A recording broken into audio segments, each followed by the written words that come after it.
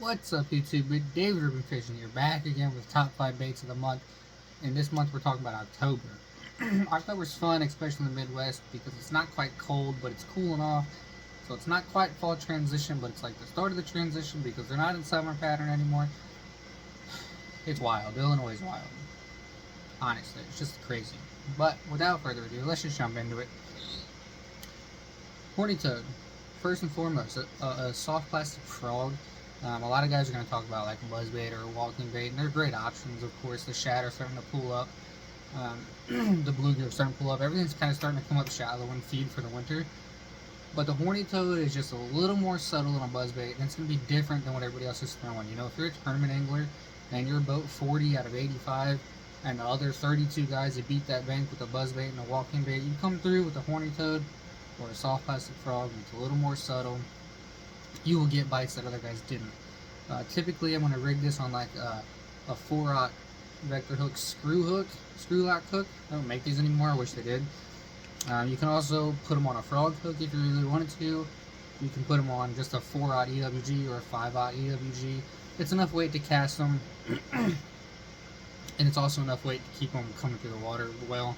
I'm going to throw it on a 7.3 medium heavy, typically on like 30-pound braid. I'm not usually throwing it in any crazy nasty stuff, but you can. That's the perks of rigging a Texas rig with like a 4-aught EWG, is that you can bury that hook and throw it in the really thick grass and the mats and stuff like that.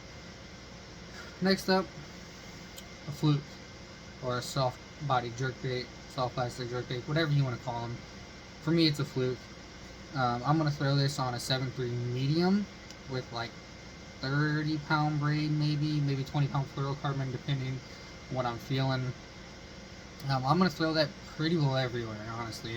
You know, long flats, not quite looking at the steeper banks yet, but definitely later on in the month and beginning of next month, we'll start looking at the real steep banks. But for right now, the flats, the shallow flats in the back of coves, in the back of pockets, tucked way back in there. And it's not going to be like not a winter jerkbait type fishing style where it's, you know, jerk, pause. It's going to be a lot faster, a lot jerk. You can kind of do it with your reel as opposed to the rod. That's just me though. Next up is going to be a glide bait, guys. Soft body glide baits also, if you have them, these are just what I have. Anything from the 4-inch to the 9-inch, depending where you're from. Being from Illinois, we don't have massive, giant 9-10 pounders just all over the place. You know, our big fish are 7 pounds, give or take. So the 4-inch does well for me because I catch a lot of 2-3 pounders, and on tournament day, I can't throw a bait that's going to catch me one fish. I just can't do it. So I go down to about a 4-inch, usually maybe a 5 or 7, depending what I'm doing. But a glide bait, I'm throwing it on, usually it's going to be my 7.6 heavy.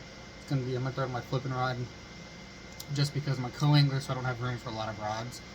But a 7.6 heavy on like 50-pound braid.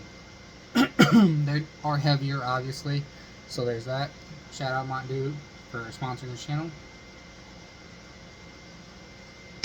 Totally kidding, but if you wanted to, that'd be cool. Next up, the original chatterbait. Bigger blade, bigger profile, than say a jackhammer or something like that. It helps feel, sound, and look more like a couple shad versus just one shad with that big blade. You can tell the fish for this one a lot, it's really beat up. But as far as colors, guys, obviously white, green pumpkin, white. We're really looking into like the shad this time of year because, like I said, the shad are pulling up shallow, the bass are going to come up and eat them, but you can still throw the green pumpkins, the black and blues whenever it gets muddy and stuff like that, especially with the rain that we're getting this time of year, especially in the Midwest. And lastly, for me, is one of my confidence baits. You know, if I'm tournament day and I'm throwing a glide bait or a chatter bait and I'm just not getting bit, I'm just going to pick up the old spinner bait. Typically, I'll throw like a double willow, or Accent Fishing has a triple shaddy is what they call it. It's actually 3 willow blades. Does a great job of imitating like a small school of shad, as opposed to, you know, one shad. And like everybody, would you go get one chicken nugget or would you go get 10? Right? Same kind of concept there. Now, if you are in the South and you do have a lot of grass lakes or stuff like that, what's important to know is that these grass mats that you guys are used to seeing that are super thick all year, the bottoms are starting to hollow out. So the top layer that sits, this is the water and this is the grass. This is going to stay, but everything down here is going to start to open up and it clear out. So the bait fish are going to pull up underneath there and eat the insects. So the bass are going to follow naturally. So if you are down south, guys, something like a bandito bug, bass reaper contagion, any kind of crawl, like a rage crawl or anything like that, on a punching rig, 1 ounce, stuff like that, on like a 7.6 heavy with 50, 65 pound braid, stuff like that, to get through and punch those mats. You can also, of course, do your square bills, your frogs, everything like that's still good, but I'm trying to give you guys stuff that the other 80 boats in your tournament are not going to be throwing, right? Because we're trying to catch fish, we're trying to win tournaments. That's why I'm throwing this time of year. It's what's going to help me win some tournaments. Hopefully, we got regionals coming up here in like 2 weeks over on Dale Hollow. So, you guys got any advice for that? Leave it in the comments. I'm always open. Let me know in the comments what you guys are throwing. Are you throwing a hard jerkbait already? It's pretty early for that in my opinion. It's not quite cold enough yet. Or are you throwing the soft body fluke? Let me know. I appreciate y'all.